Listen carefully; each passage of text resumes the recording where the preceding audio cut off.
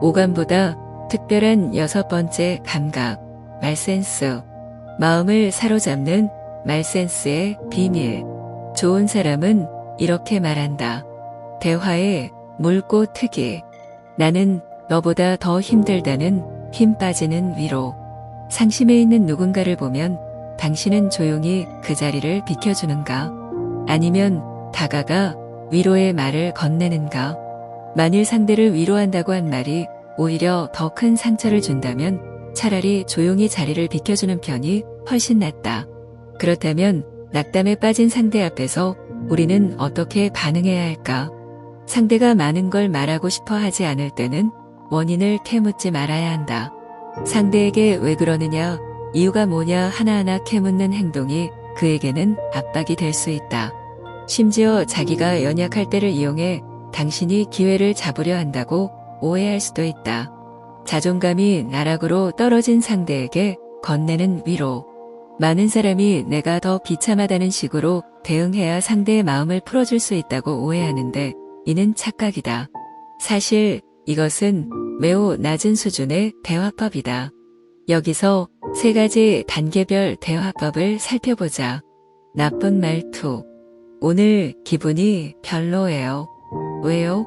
이 회사에서 제가 별가치 없는 사람처럼 느껴져요. 사실 저도 그래요. 이 회사에서 저는 아무런 쓸모가 없는 것 같은 느낌이 들죠.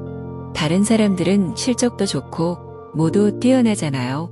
사람들이 저보다 훨씬 뛰어나다는 생각을 하면 어떻게 해야 할지 정말 모르겠어요.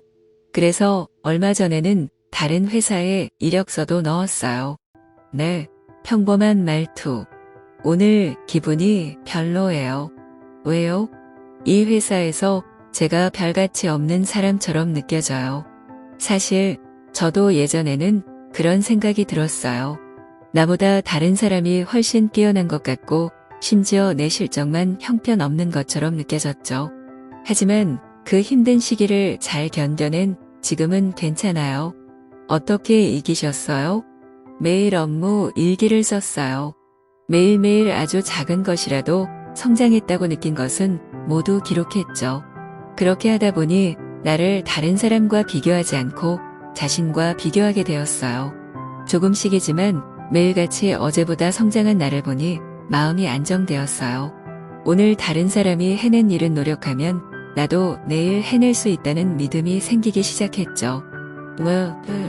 정말 멋져요. 저도 그렇게 한번 해봐야겠네요. 센스 있는 말투. 오늘 기분이 별로예요. 왜요? 이 회사에서 제가 별가치 없는 사람처럼 느껴져요. 아니, 왜 그런 생각이 들었어요? 우리 부서의 다른 팀원들과 저를 비교해봤더니 그들의 업무량이 저의 3배 정도는 되더라고요. 그런데도 제 근무 시간은 누구보다 길어요.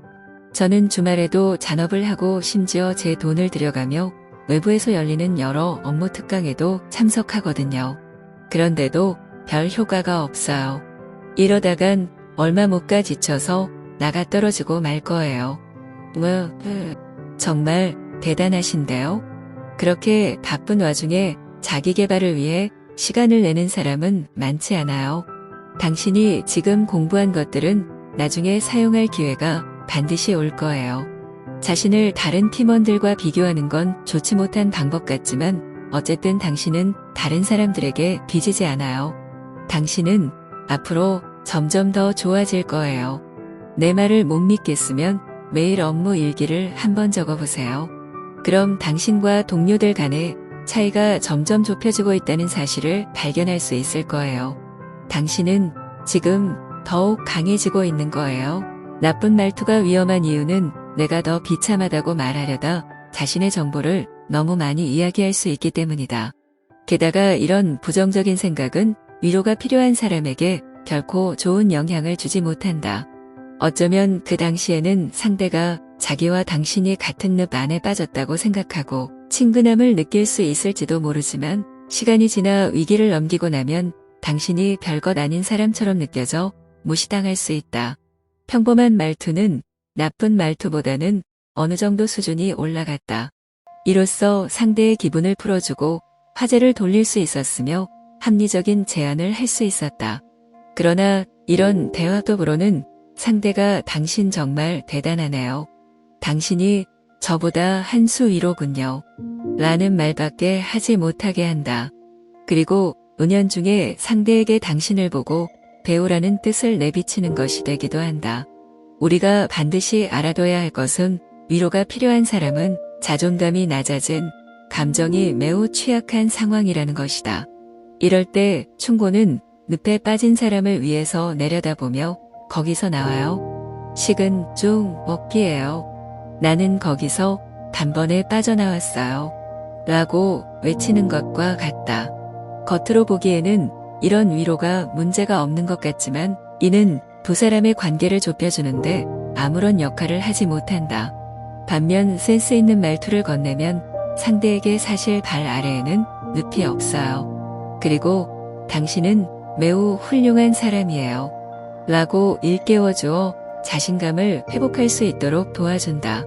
아무리 어렵고 복잡한 상황이라도 결국에는 스스로 극복할 수 있도록 자신감을 북돋아주고 방법을 찾게 도와주어야 한다. 상대방이 자신감을 되찾으면 당신이 제안한 방법이 쓸모있든 없든 긍정적인 마음으로 시도할 것이다. 설령 그 방법이 소용없는 것이라고 해도 당신에게는 여전히 고마운 마음을 품을 것이며 다른 방법을 찾아 자기의 목표를 이룰 것이다. 생각을 바꾸면 관계가 편해진다. 예상외의 각도에서 사고하기. 막혔던 대화가 술술 풀리는 평행의 원리. 소통 전문가들이 친밀한 관계 형성에 관한 조언을 할 때 자주 하는 말이 있다. 대화를 나눌 때 먼저 상대가 좋아하는 관심을 보이는 화제를 찾는 게 좋습니다. 가령 상대가 좋아하는 일에 주의를 기울인다든지 상대가 배우고 있는 것을 함께 배운다든지 하는 것이죠. 그러면 함께 이야기할 주제가 많아집니다. 하지만 이것은 실제로 적용하는 게 많은 어려움이 따른다. 이유는 다음과 같다. 첫째, 만약 상대가 좋아하는 분야가 금융이나 과학기술, 첨단 의료기술이라면 짧은 시간 안에 터득할 수 있는 정보에 한계가 있으므로 적절한 화제를 찾아내기 어렵다. 이런 불편한 마음을 가진 채 대화를 시작하면 상대 역시 그 감정을 고스란히 느껴 대화가 억지스럽다는 느낌을 받는다. 둘째, 상대가 너무나 잘 알고 있는 분야에 관해 대화를 나누다 보면 오히려 우스운 꼴을 보이기 쉽다. 대화 초반부에는 당신과 이야기하고 싶은 마음이 들었다가도 당신이 알아낸 정보가 정확하지 않다면 후반부로 갈수록 흥미를 잃고 오히려 당신에게 실망하는 일이 생길 수 있기 때문이다. 셋째, 평행의 원리를 잘 터득해야 한다. 이것은 내가 특별히 강조하고 싶은 점이기도 하다. 모든 사람은 자기를 존중하는 마음이 있어야 한다. 관계에서 일방적으로 상대를 위해 늘 헌신하기만 하고 아무런 보상을 얻지 못하면 결국에는 그 사람을 원망하는 마음이 생긴다. 대화의 원리도 똑같다. 자기는 알고 싶지도 않은데 상대가 관심을 기울이는 것에만 초점을 맞추고 이야기를 나누다 보면 어느새 억울한 마음이 들어 일종의 보상 심리가 생긴다. 만약 상대의 반응이 적극적이어서 당신의 기대 심리가 어느 정도 충족된다면 둘의 관계는 그런대로 잘 이어갈 수 있다. 하지만 만일 상대가 좋아할 것 같은 화제만 골라서 억지로 대화를 나누다 보면 상대는 오히려 냉담한 반응을 보이기도 한다. 겉으로는 당신이 하는 말을 듣고 있는 것 같지만 완전히 다른 생각에 빠져 있거나 아무런 대꾸를 하지 않을 수도 있다. 그렇게 되면 둘 사이는 더 어색해지고 서로 마음의 상처를 입는다. 좋은 대화는 두 사람 모두 대화에 좋은 기운을 느끼게 한다. 축구에는 전혀 관심 없는 사람이 상대를 위해 억지로 축구에 관한 이야기를 나누다 보면 자기도 모르게 위축된다. 이런 왜곡된 감정과 생각이 즐겁지 못한 분위기를 형성하고 더욱 자신감을 잃게 만든다. 그렇다면 이렇게 상대의 비위를 맞추고자 하는 대화를 피하고 싶다면 어떤 방식으로 대화를 나누는 것이 좋을까? 사실 비위를 맞추는 것과 상대의 요구를 만족시키는 것, 이 두 마리 토끼는 한 번에 모두 잡을 수 있다. 이때 중요한 것은 그 그런 생각과 의식을 계속 유지하는 것이다. 예를 들어보자. 한 전업주부는 자신이 직장에 다니지 않는다는 자격지심에 남편이 집에 돌아와도 회사 일에 관한 이야기를 나누기가 어렵다고 생각한다. 하지만 그렇지 않다. 전업주부라는 이유로 함부로 자신을 비하할 이유가 없다. 오히려 자신이 더 뛰어날 수 있다는 사실을 인지해야 한다. 남편이 알고는 싶지만 기회가 없어 알지 못한 많은 일을 말해줄 수 있기 때문이다. 상대가 가장 힘들어하고 아파하는 것이 무엇인지를 생각한다면 이야기의 주제는 자연스럽게 상대의 감정을 맞춰주는 방향으로 흘러갈 수 있다. 나아가 상대가 가장 관심을 기울이는 정보를 제공해 줄 수도 있다. 또 다른 예를 들어보자. 말 주변이 없는 한 남자가 있다. 그는 아주 재미있는 대화로 이성과 가까워지고 싶다. 그렇다면 어떤 방식으로 이야기를 이끌어가는 것이 좋을까? 그리고 만일 상대가 자신이 잘 모르는 화제를 꺼낸다면 어떤 식으로 대화를 계속 이어가야 할까? A. 오늘 뭐 하셨어요? B. 요가를 했어요. A. 저는 요가가 재밌는지 모르겠어요. 아마도 이렇게 대화하는 사람은 드물 것이다. 이 대화에서 가장 큰 문제는 부정적 사고방식에 있다. 부정적 사고방식은 상대에게 거부감을 불러일으키기 쉽다. 그 한마디가 관계를 끊어버리기도 한다. 다음에 몇 가지 대화를 함께 살펴보자. 나쁜 말투. A. 오늘 뭐 하셨어요? B. 요가를 했어요. A. 잘하셨네요. 이 대화는 틀린 게 없어 보이지만 화제를 찾아내기 위해 억지로 말을 건넨 것 같은 느낌이다. 결과적으로 보면 마지막 말을 한 뒤에 대화가 중단되어 다시 새로운 화제를 찾아야 한다. 평범한 말투. A. 오늘 뭐 하셨어요? B. 요가를 했어요. A. 요가를 하면 어떤 점이 좋나요? B. 요가는 다른 운동에 비해. 이 대화의 장점은 상대방이 왜 요가를 좋아하는지 알 수 있다는 데 있다. 여기서 한 가지 더 보충하고 싶은 것이 있다. 많은 사람이 대화를 나눌 때 상대방의 말을 잘 경청하고 있다는 것을 보여주려면 그 사람이 사용한 어휘나 단어를 반복하라고 조언한다. 물론 이 방법은 상대가 한 말에 어떻게 반응해야 할지 모를 때 효과적이다.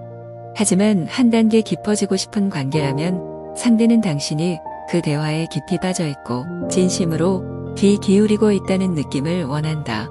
이런 상황에서 키워드를 생각 없이 반복해서 사용하면 오히려 대화가 어색해진다. 특히 그 어휘를 빈번하게 사용하면 상대의 반감을 살 수 있다.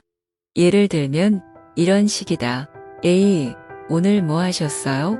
B. 요가를 했어요. A. 요가를 하셨어요? B. 제가 요가를 정말 좋아하거든요. A야, 요가를 정말 좋아하세요? B. 네, 정말 좋아해요. A야, 정말 좋아해요? B. 네, 그렇다니까요. 대체 무슨 말씀을 하고 싶으신 거예요? 이렇듯 대화 속의 키워드를 중복해서 사용하는 방법은 처음에는 효과가 있지만 몇 번 반복하고 나면 다음의 대화를 이어갈 수 없다. 그럴 땐 이렇게 대화를 이끌어 나가는 것이 좋다. 센스 있는 말투. A. 오늘 뭐 하셨어요? B. 요가를 했어요. A. 요가는 얼마나 주기적으로 하는 게 좋은가요? 저는 농구를 좋아하는데 일주일에 한 번 정도밖에 하지 않거든요. B. 요가는 농구랑은 좀 달라요. 일단 농구처럼 장소에 제약이 없죠. 저는 이틀에 한 번씩 해요. A. 굉장히 규칙적으로 하시네요. 평소 생활도 규칙적이실 것 같아요. 그렇죠? B. 그런 편인 것 같아요. 일이 그렇게 바쁘지 않거든요. A. 좋네요.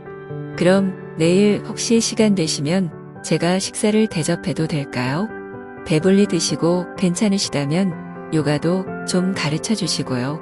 B. 정말 좋은 생각이에요. 내일 시간 괜찮아요? 같이 요가 해요. 이처럼 상대방의 말 한마디 한마디에 귀 기울이고 그 언어를 사용해 관계를 발전시킬 기회를 마련하는 것을 볼 수 있다.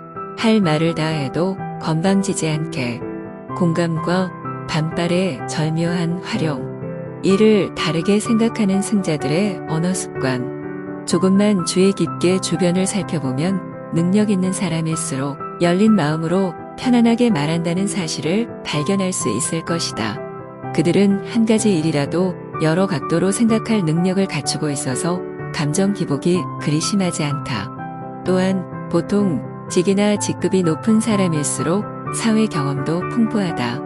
그들은 어떠한 문제나 어려움을 만나더라도 항상 해결할 방법이 있다는 걸 알기 때문에 긴장하지 않고 예민하게 일의 시비를 따지지 않는다. 그들의 언어 습관도 이러한 처세술과 같아서 사람들에게 부드럽다는 느낌을 준다. 영업사원 A는 고객 B와의 관계가 아주 좋은 편이다. 그는 편안한 환경에서 대화를 나누는 것과 사무실 안에서 얘기하는 것이 완전히 다른 느낌을 준다는 사실을 알고 있다. 그래서 평소 B와 업무에 관해 이야기를 나눠야 할 때면 편안한 곳으로 그를 초대해 함께 차를 마시거나 식사를 하면서 대화를 나눈다. 계산을 해야 할 때는 늘 A가 먼저 눈치 있게 계산서를 가져간다. A에게 B는 정말 큰 고객이었다. 한 번은 B의 회사가 A의 회사 제품을 대량으로 구매했다. A의 회사는 이 일로 크게 기뻐했다.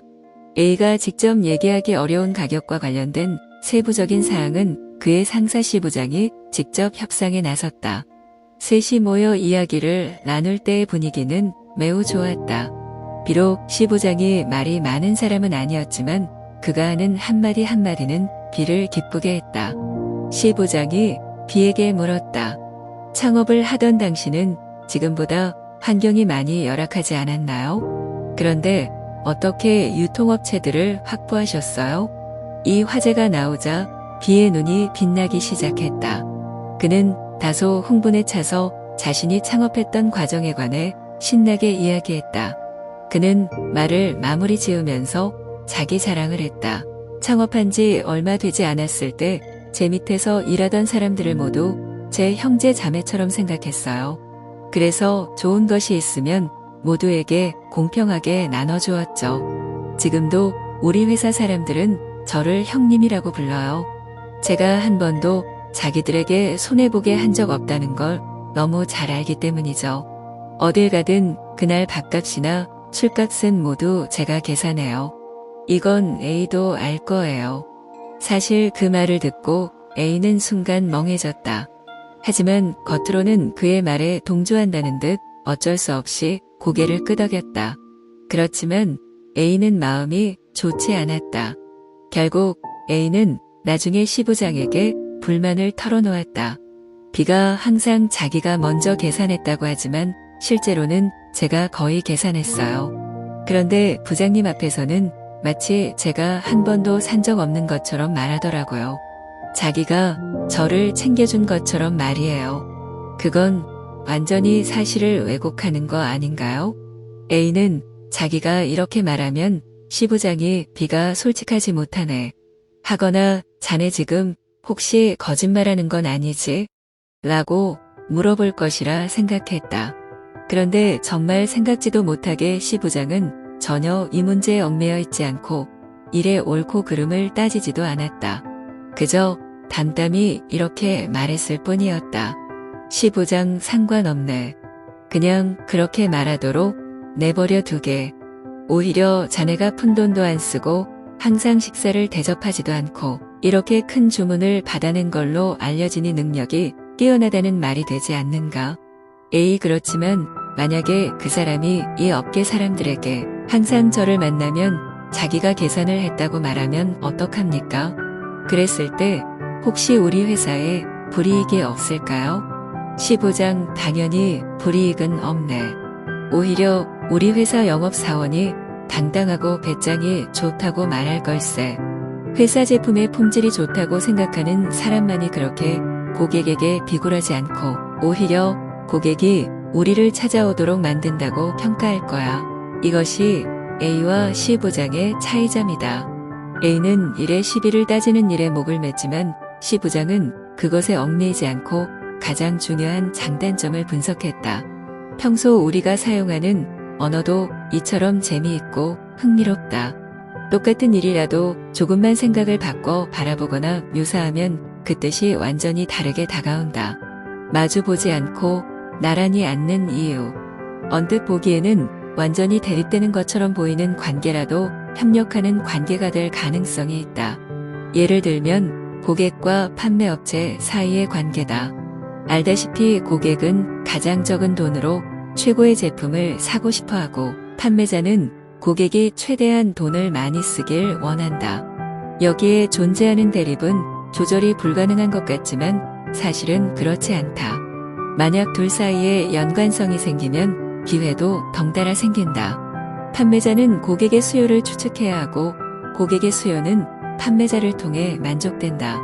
그러니 둘이 서로를 대립 관계가 아닌 파트너로 인식한다면 그 사이에 존재하는 마찰을 없애고 서로가 윈윈할 수 있다. 일상 속에 존재하는 수많은 대립과 마찰도 충분히 협력의 관계로 전환될 수 있다. 예를 들어보자. 다른 사람과 협력에 관해 이야기를 나눌 때 간혹 사적인 자리에서 특히 문서를 꺼내 보여줘야 하는 경우라면 나는 대립하듯이 상대와 마주보고 앉지 않고 협력하듯이 나란히 앉는다. 그러면 그와 똑같은 문서를 보면서 대화를 나눌 수 있기 때문이다. 그러면 어떤 일을 설명할 때 공감대를 형성하기 쉽다. 무례한 사람에게 웃으며 대처하는 비결. 지성과 미모를 겸비한 한 여성 MC가 있었다. 사회적으로 경력도 많고 나이도 제법 많은 어느 유명한 사람이 그녀에게 이런 질문을 던졌다.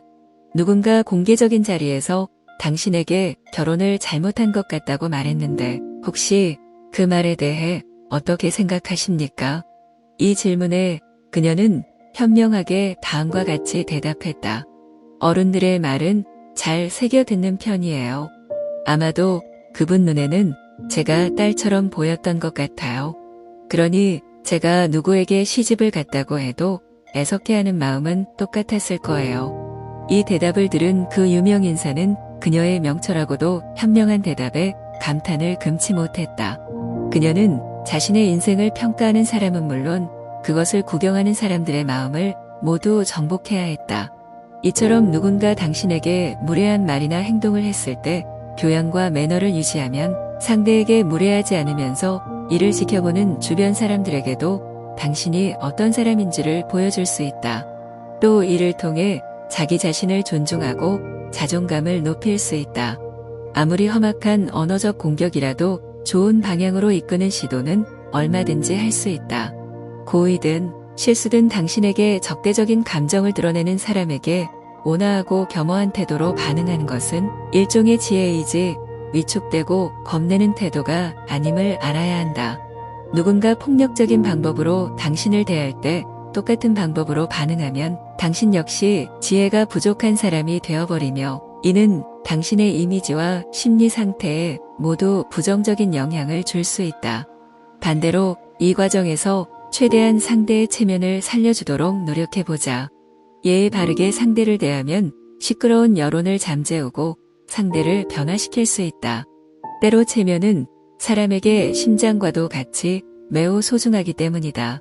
정말로 필요한 상황이 아니라면 대화를 나누는 과정에서 핵무기급의 공격으로 상대를 받아칠 필요가 없다.